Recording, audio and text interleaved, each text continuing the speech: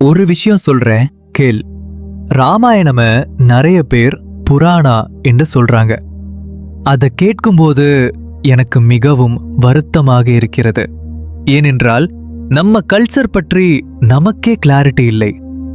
ராமாயணம் புராணா இல்லை, அது இதிஹாசா. இதிஹாசா என்றால் என்ன தெரியுமா?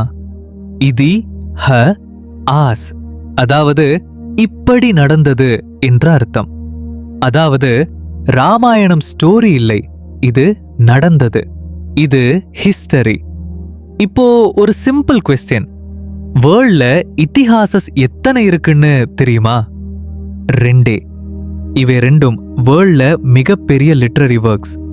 உனக்கு தெரியுமா பைபிள் படிப்பவர்கள் தங்களோட புக் பற்றி எவ்வளவு பெருமையாக பேசுறாங்க? குரான் படிப்பவர்கள் தங்களோட புக் பற்றி எவ்வளவு பெருமையாக பேசுறாங்க? ஆனா மகாபாரதம் பார்த்தா பைபிள், குரான், இலியட், ஓடிசி அனைத்தையும் சேர்த்தாலும் மகாபாரதம் விட சிறியது. ஆனா நாம நம்ம புக்ஸ் பற்றி ஒரு தடவையாவது பெருமையாக பேசினோமா? நாமவே படிச்சோமா? இன்னொரு விஷயம் கேள். வில்லியம் ஜோன்ஸ் தெரியுமா? 18ஆம் நூற்றாண்டில் பிரிட்டிஷ் ஸ்காலர். அவர் சான்ஸ்கிரிட் கற்றுக்கொண்டு ராமாயணம் படித்தார். பிரிட்டிஷ் ஒருவர் நம்ம லாங்குவேஜ் கற்றுக்கொண்டு நம்ம புக்ஸ் படித்தார், நாமவே படிக்கல. மேக்ஸ் மியூலர் தெரியுமா? German scholar.